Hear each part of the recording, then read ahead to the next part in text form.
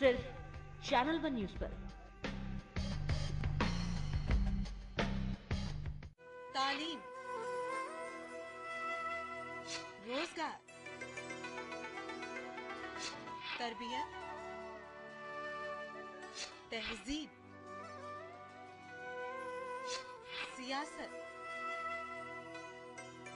और सकाफत। हम दिखाते हैं सारे मनाजिर।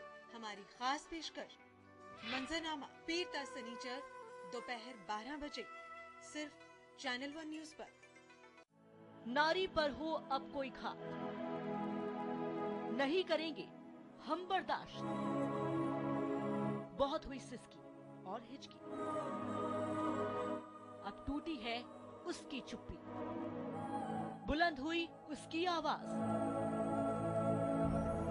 खामोश खड़ा क्यों देश समाज, बेखौफ कहो तुम हक की बात। चैनल वन है तुम्हारे साथ। चैनल वन न्यूज महिलाओं पर होने वाले किसी भी तरह के अत्याचार की निंदा करता है और हर समय ऐसे अपराध के खिलाफ आपकी बुलंद आवाज के साथ है। पेश है जादू। पापा जादूगर से बोलिए ना कि केबल के सिग्नल्स को ठीक कर दे। आ गया और देता हूँ एक आवश्यक सूचना तुम्हें और तुम्हारे केबल ऑपरेटर को। जी हाँ, सरकार ने डिजिटाइजेशन प्रक्रिया शुरू कर दी है और 31 मार्च 2013 से इन 15 राज्यों के 38 शहरों में ये प्रक्रिया लागू हो रही है। इसलिए सेट टॉप बॉक्स लगाना हो गया है अनिवार्य। सेट टॉप बॉक्स से मिलेंगे डिजिटल सिग्नल, जिससे सभी चैनल्स की क्वालिटी होगी बेहतरीन। इसलिए आज ही अपने केबल ऑपरेटर को बुलाओ और सेट टॉप बॉक्स लगवाओ। डिजिटाइजेशन अपनाओ, ढेरों फायदे पाओ।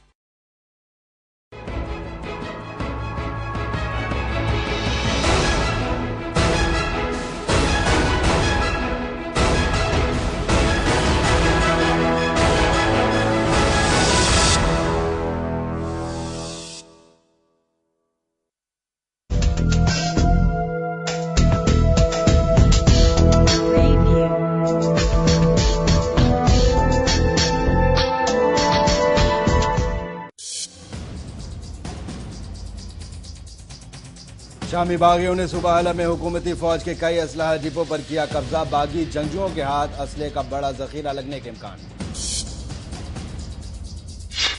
मिस्र की इंतजामी अदालत ने पार्लिमानी इंतखाबात की तंसीख के खिलाफ की गई अपील को किया मुलतवी। 24 मार्च को होगी सुनवाई।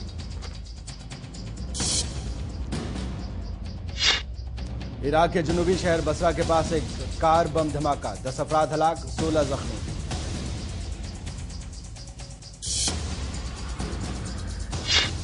और इराक बादी काउंट इदारे की रिपोर्ट में खुलासा, 2003 की अमेरिकी फौजों की इराक पर चढ़ाई में 1,12,000 शहरी हलाक।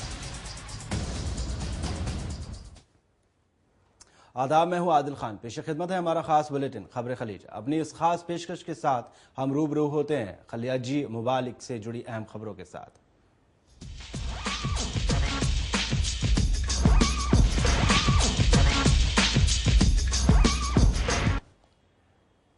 मिस्र की इंतजामी अदालत ने गुज़िश्ता रोज़ ईवान सदर और हाई इलेक्टोरल कमीशन की जानिब से पार्लिमानी इंतखाबात की तंसीख के खिलाफ की गई अपील की सुनवाई 24 मार्च तक के लिए मुलतवी कर दी है। इंतजामी अदालत ने एक बयान में कहा कि सदर मोहम्मद मुर्सी की अपील पर समात, कानूनी नुकात और दलाइल के जायजे के लिए मुलतवी की गई है। अदालत ने इसी महीने सदर मुर्सी की जानिब से पार्लिमानी इंतखाबात कराने के हुक्मनामे को मनसूख कर दिया था और कहा था कि यह फैसला फनी बुनियादों पर किया गया है। अदालत ने तरमीम शुदा इंतखाबी कानून को नजर सानी के लिए सुप्रीम दस्तूरी अदालत को भेज दिया है।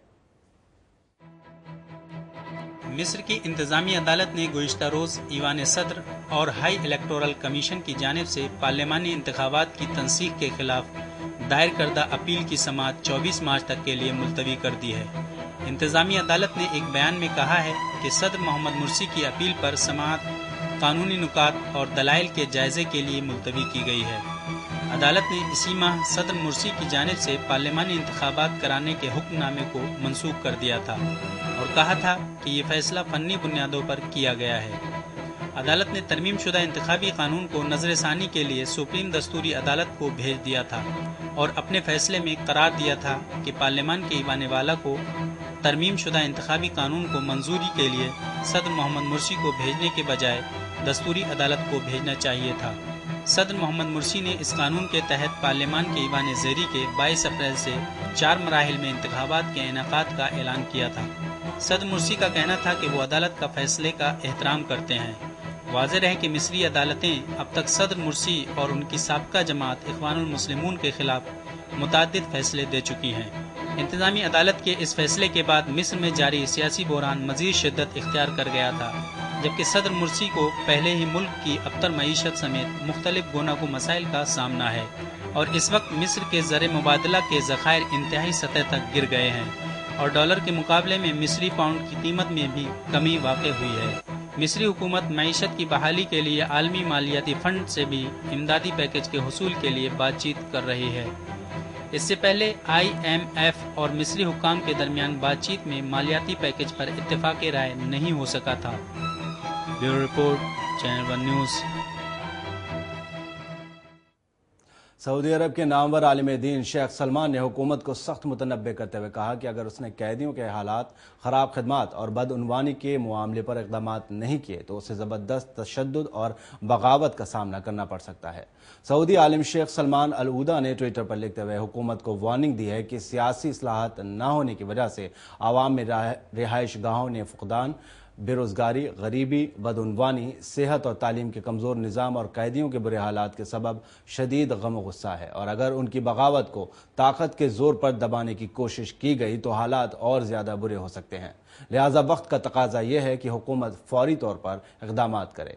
सऊदी अरब में कैदियों के बुरे हालात के सबब वहाँ के इस्लामी पसंद और इत्दाल पसंद दोनों एक साथ मुश्तरक मुतालबे के साथ एहतजाज कर रहे हैं। वाज़ेह है कि हफ्ते पहले वहाँ इंसानी हुकूक के एक कारकुन को इसी तरह का मुजाहरा करने के लिए जेल में डाल दिया गया था, जबकि वज़ारत दाखिला के तर्जुमान ने 2 रोज़ कबल मुतनब्बे किया था कि इंटरनेट के इस्तेमाल से सारी अफवाह फैलाई जा रही है ताकि लोग मुजाहरों के लिए सड़कों पर निकल आएँ।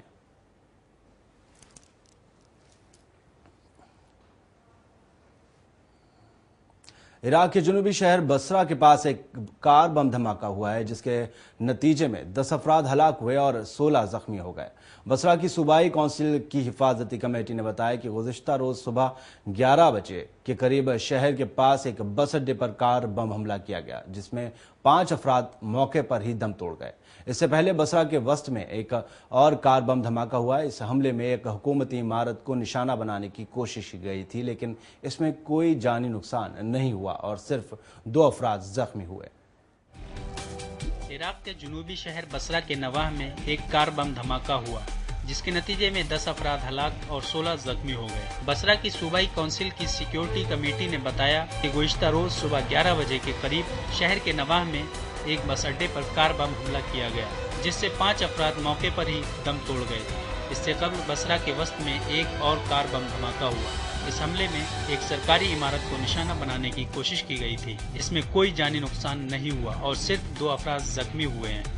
फौरी तौर पर किसी ग्रुप ने बसरा में इन दोनों कार बम धमाकों की जिम्मेदारी कबूल नहीं की, लेकिन इराक में अलकायदा से वाबस्ता ग्रुप रियासत इस्लामी इराक पर शहरियों और सिक्योरिटी फोर्सेस पर बम हमलों का इल्जाम आयद किया जाता रहा है। बसरा में इराक के वस्ता, शुमाली और मगरबी शहरों के मुकाबले में पुरअमन ख्याल किया जाता है और यहाँ दूसरे शहरों की निस्बत कम ही बम धमाके होते हैं। वाज़ेह रहे कि इराक से 2011 में अमरीकी फौज के इनखला के बाद से तशद्दुद के वाक़यात में कोई कमी वाक़ई नहीं हुई और हर माह 200-300 अफराद खुदकश बम हमलों, बम धमाकों या तशद्दुद के दूसरे वाक़यात में मारे जा रहे हैं। फरवरी में इराक के मुख्तलिफ शहरों में तशद्दुद के वाक़यात में 220 अफराद हलाक हुए थे।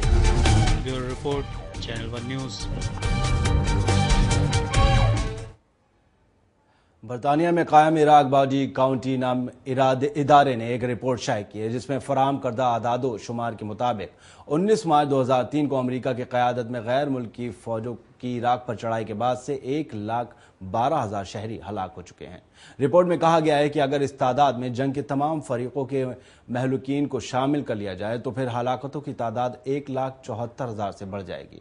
इस तादाद में वो महलूकीन शामिल नहीं जिनकी इस इदारे को इत्तला नहीं हो सकी थी। रिपोर्ट के मुताबिक ये तनाज़ा अभी तारीख नहीं बना है क्योंकि इसका आगाज वाज़ेह था, लेकिन इसका अंजाम अभी तक दिख नहीं रहा है। बरतानिया में कायम इराकी बॉडी काउंट नामी इदारे ने एक रिपोर्ट शाये की है जिसमें फराहम करदा आदाद-ओ-शुमार के मुताबिक 19 मार्च 2013 को अमेरिका की क़यादत में गैर मुल्की फौजों की इराक पर चढ़ाई के बाद से 1,12,000 शहरी मारे जा चुके हैं। रिपोर्ट में कहा गया है कि अगर इस तादाद में जंग के तमाम फरीकों के महलूकीन को भी शामिल कर लिया जाए तो फिर हलाकतों की तादाद 1,74,000 से बढ़ जाएगी। इस तादाद में वो महलूकीन शामिल नहीं हैं जिनकी इस तंजीम को इत्तला नहीं हो सकी थी। रिपोर्ट के मुताबिक ये तनाज़ा अभी तारीख नहीं बना है क्योंकि इसका आगाज तो बिल्कुल वाज़ेह था, लेकिन इसका अंजाम अभी तक नजर नहीं आ रहा है। इस रिपोर्ट में गुज़श्ता एक अशरे के दौरान शहरियों की हलाकतों की तादाद 1,12,000 और 1,22,000 के दरमियान बताई गई है। इससे कबल गुज़श्ता जुमरात को अमेरिका की ब्राउन यूनिवर्सिटी के वाटसन इंस्टीट्यूट बराए बैनुल-अक़वामी मुतालात ने जंगी मंसूबे की लागत के नाम से एक रिपोर्ट जारी की थी। इस रिपोर्ट में फराहम करदा आदाद-ओ-शुमार के मुताबिक इराक जंग में 1,34,000 शहरी मारे गए थे और इस जंग के माबाद असरात के नतीजे में इससे 4 गुना ज्यादा अमवात का अंदाजा लगाया गया है। इस मुताले के मुताबिक इराक में जंग के दौरान अगर सिक्योरिटी फोर्सेज, मुजाहमतकारों, सहाफियों और इंसानी इमदादी कारकुनान की हलाकतों को भी शुमार कर लिया जाए तो फिर 1,76,000 से 1,89,000 के दरमियान इंसान इस जंग का ईंधन बने थे। इराक जंग से मुताल्लिक ये रिपोर्ट जामिया ब्राउन के माहिरीन तालीम और असातिज़ा ने मुरत्तब की थी और इसको 19 मार्च 2003 को अमेरिका की क़यादत में गैर मुल्की फौजियों के इराक पर हमले के 10 साल पूरे होने से चंद रोज कबल जारी की गई थी। Bureau report, channel 1 news. Tunis में गुज़श्ता रोज़ हज़ारों शहरियों ने मुल्क की इस्लामी हुकूमत के खिलाफ जमकर मुजाहरे किए और साथ ही हुकूमत को उखाड़ फेंकने की आवाम से अपील की। वाज़ेह रहे कि 2011 में साबिक सदर ज़ैनुल आबदीन माज़ूल किए जाने के बाद मुल्क में इनकलाब का सबसे ख़राब दौर जारी है। मुखालफत को देखते हुए वज़ीर आज़म हमादी जबाली ने इस्तीफ़ा दे दिया और इस्लामी अन्नहज़ा पार्टी के अली रायद को वज़ीर आज़म बनाया गया। गुज़श्ता 6 फरवरी को एक सरकदा सेकुलर लीडर शुक्री बल ईद के कत्ल के बाद अब तक का सबसे बड़ा मुजाहरा था और मुजाहिरीन बल ईद के कत्ल के लिए बरसरे इख्तिदार हुकूमत को जिम्मेदार ठहरा रहे थे।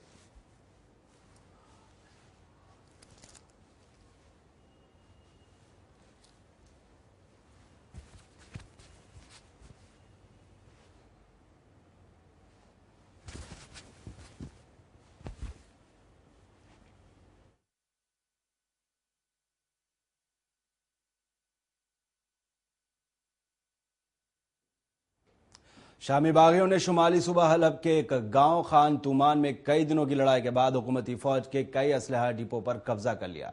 शामी ज़राए के मुताबिक बागी जंगजुओं ने 3 रोज की लड़ाई के बाद खान तुमान में सदर बशारुल असद की वफादार फौज के असलहा और गोला बारूद के डिपो पर कब्जा किया है।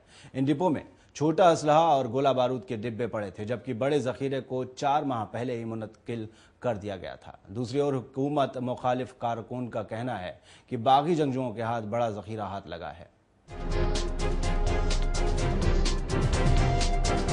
शामी बागियों ने शुमाली सूबा हल्ब के एक गांव खान तुमान में चंद रोज की लड़ाई के बाद सरकारी फौज के मुतादिद असलहा डिपो पर कब्जा कर लिया है।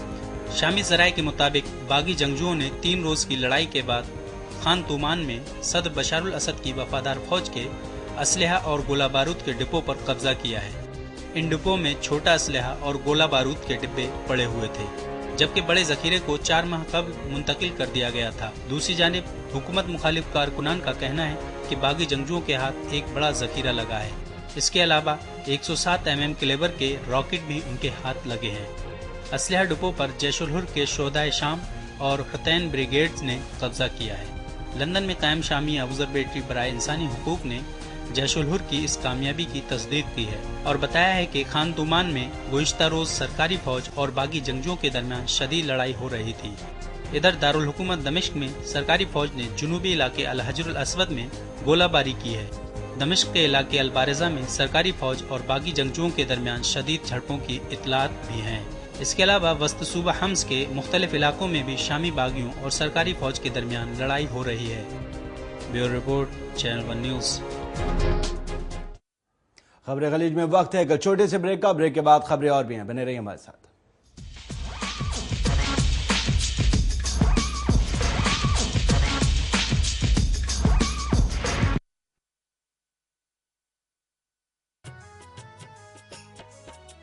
भूपेंद्र सिंह हुड्डा ने किसानों का ख्याल किया, रेट बढ़ा दिए गेहूं के, ऐसा गजब कमाल किया। हरियाणा के सीएम ने हर किसान खुशहाल किया। खुशियों के अब घर घर बजते ढोल देखो, खुशियों के अब घर घर बजते ढोल देखो। खूब दिए फसलों के ऊंचे मोल देखो, खूब दिए फसलों के ऊंचे मोल देखो। अपने कार्यकाल में मुख्यमंत्री भूपेंद्र सिंह हुड्डा के प्रयास से गेहूं के मूल्य में 720 रुपए प्रति क्विंटल की दर से वृद्धि हुई है, जिससे हरियाणा का किसान खुशहाल हुआ है। इसके विपरीत पूर्ववर्ती सरकार के 6 वर्षों के कार्यकाल के दौरान ये वृद्धि केवल 80 रुपए प्रति क्विंटल की ही हुई थी। इसी प्रकार से धान, चना, गन्ना, कपास, पॉपुलर और दालों के भाव में भी पर्याप्त बढ़ोतरी की गई है, जिससे प्रदेश में खुशी और खुशहाली आई है।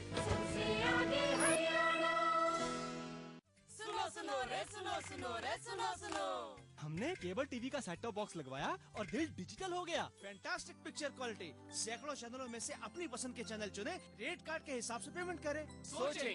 सोचोगे तो सोचते ही रह जाओगे। 31 मार्च के बाद 15 राज्यों के 38 शहरों में बिना सेटअप बॉक्स के कोई भी केबल टीवी नहीं देख पाएगा।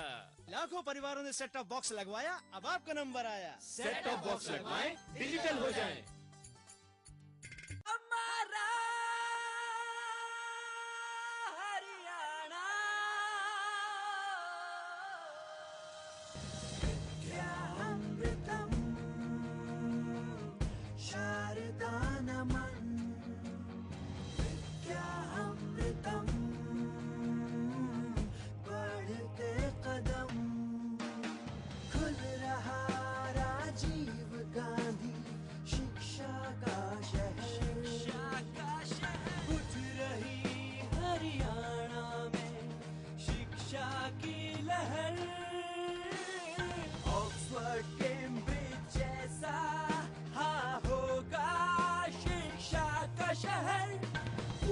शिक्षा मिलेगी यहाँ, होंगे रोजगार के भी अवसर।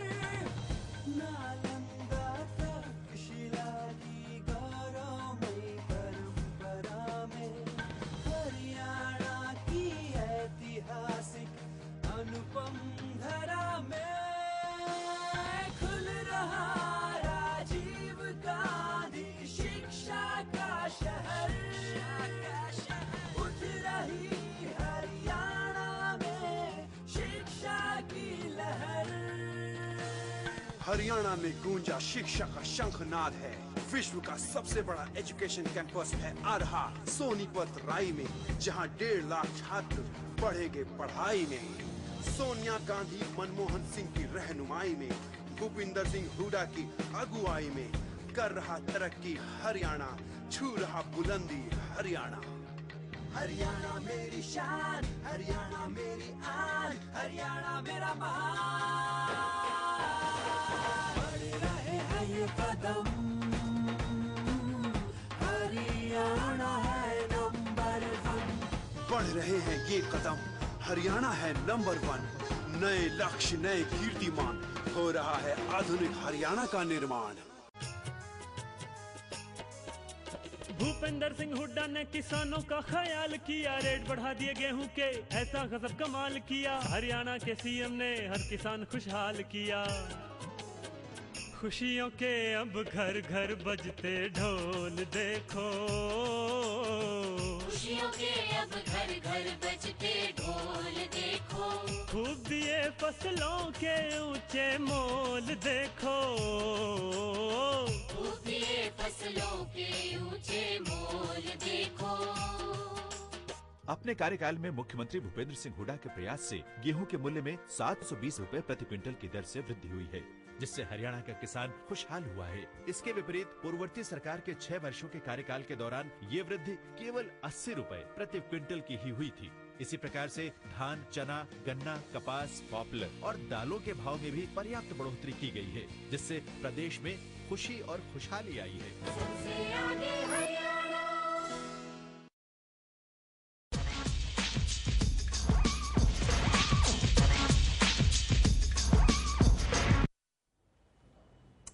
शामी फौज के सप्लाई और लॉजिस्टिक डिवीजन के सरबराह मेजर जनरल मोहम्मद नूर अजुद्दीन ने बशारुल असद के खिलाफ अलम बगावत बुलंद करते हुए शामी बागियों की सफ़ों में शमूलियत का ऐलान किया है और इनकलाबियों को मुनज़्ज़म करने का काम खुफिया तौर पर सरअंजाम दिया।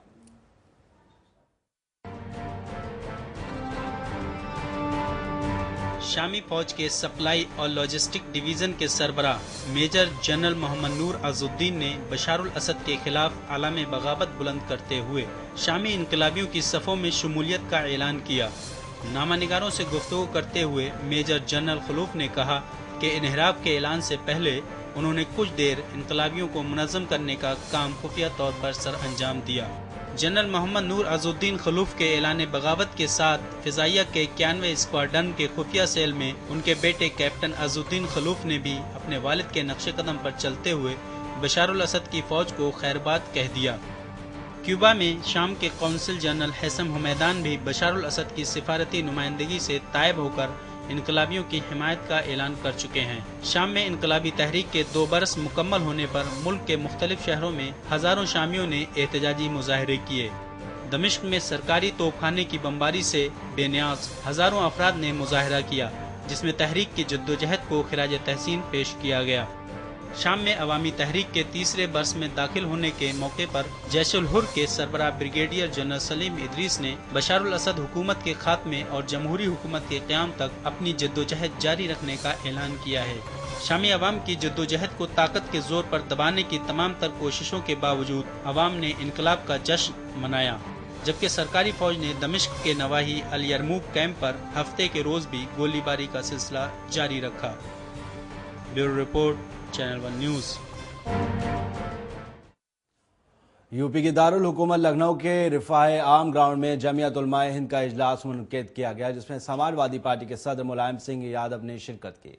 इजलास को खिताब करते हुए मुलायम सिंह यादव ने जहां ये दावा किया कि यूपी हुकूमत दहशतगर्दी के इल्ज़ाम में फर्जी तरीके से गिरफ्तार किए गए मुस्लिम नौजवानों को रिहा कराने की कार्रवाई कर रही है, तो दूसरी जानिब जमियत के कौमी सदर मौलाना अरशद मदनी ने यह कहकर समाजवादी पार्टी सरबराह को सोचने पर मजबूर कर दिया कि यूपी में जो बेकसूर नौजवान दहशतगर्दी के इल्ज़ाम में जेलों में बंद हैं, उनमें से एक भी शख्स रिहा नहीं हुआ है। अफसरान धोखा दे रहे हैं, ना सरकारी वकील पीछे हटता है और ना जज जमानत कबूल करता है। मौलाना अरशद मदनी ने मजीद कहा कि मुसलमानों को भीख नहीं, अपना आईनी और कानूनी हक चाहिए। मुस्लिम नौजवानों को दहशतगर्दी के इल्ज़ाम में फंसाकर जेलों में डाला गया है। 18-18 साल के बेकसूर नौजवान जेलों में बंद हैं, जबकि मौलाना ने इशरा करते हुए कहा कि समझौता एक्सप्रेस, मालेगांव, अजमेर, मक्का मस्जिद में धमाके हुए। जब आरएसएस के लोग जेलों में बंद हैं तो क्यों मुसलमानों को मुल्जिम बनाते हैं। मौलाना ने कहा कि फ़िरका परस्तों ने एक साजिश के तहत मुसलमानों को हिरासा करने के लिए ये चाल चली है। मौलाना अरशद मदनी ने जेलों के बाहर अदालतों में मुकदमात चलाने की अपील की ताकि बेकसूर मुल्जिमों को इंसाफ मिल सके।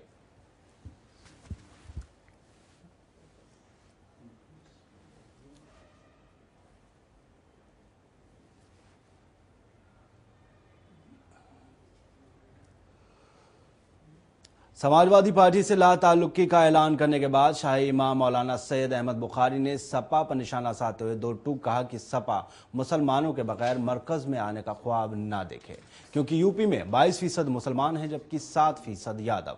मुसलमानों ने फराग दिली के साथ समाजवादी पार्टी को वोट दिया और बदले में समाजवादी पार्टी ने क्या दिया। आज वहां मुसलमान बदहाल है और मैं उनकी बदहाली पर खामोश नहीं बैठूंगा। उन्होंने मजीद कहा कि पार्टी के इख्तिदार को 1 साल हो चुका है। इस दौरान मुसलमानों के लिए कुछ करना था, मगर अब तक कुछ भी नहीं किया गया। मुसलमान जितनी तेजी से पार्टी के साथ आए थे, उतनी ही तेजी से वो पार्टी से दूर हो रहे हैं। 18% रिजर्वेशन का वादा किया गया था, मगर रिजर्वेशन नहीं दिया गया।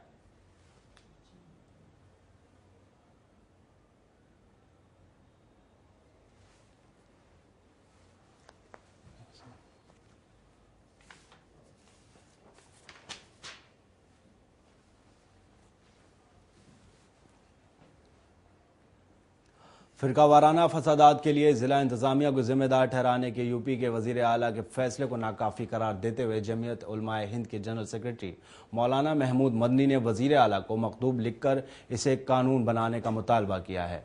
मौलाना ने फसाद होने पर हुक्काम को जिम्मेदार करार देने के सिलसिले में यूपी हुकूमत की जानिब से जारी अहकामात को बेहतर सिमत में अहम पेश रफ्त करार दिया है। ताहम उन्होंने ये मुतालबा किया कि जिला इंतजामिया समेत तमाम शोबों में मौजूद फिरका परस्त अनासर पर कदगन लगाने के लिए इसे कानूनी शक्ल दी जाए। इसके बगैर बेहतर और खातिर ख्वाह नताइज बरामद नहीं हो सकते और ना ही खाती अफसरान को कैफरे किरदार तक पहुँचाने के लिए कानूनी चाराजोई के मुखालिफ मराहिल को तय किया जा सकता है।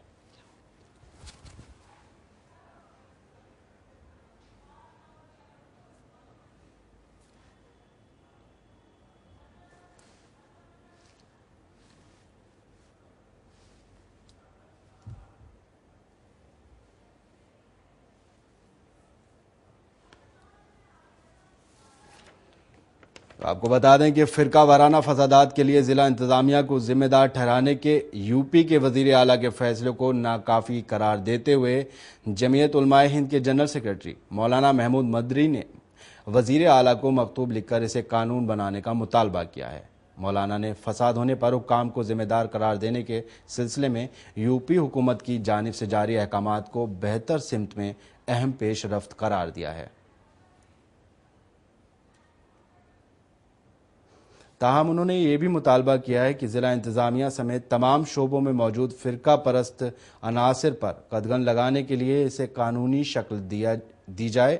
इसके बगैर बेहतर और खातिर ख्वाह नताइज बरामद नहीं हो सकते हैं और ना ही खाती अफसरान को कैफरे किरदार तक पहुँचाने के लिए कानूनी चारागोई के मुख्तलिफ मराहिल को तय किया जा सकता है। तो बात साफ है कि फिरका वाराना फसादात के लिए जिला इंतजामिया को जिम्मेदार ठहराने पर जोर दिया जा रहा है। जोर दिया जा रहा है जमीयत उलमाए हिंद के जनरल सेक्रेटरी मौलाना महमूद मदनी की तरफ से।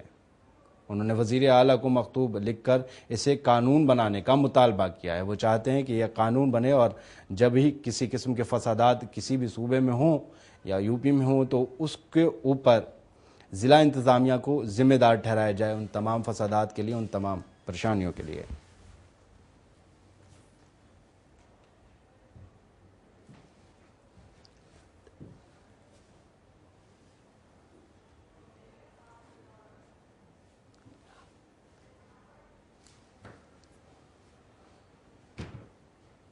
तो फिलहाल खबरें खलीज में बस इतना ही। मुझे दीजिए इजाजत। अल्लाह हाफिज।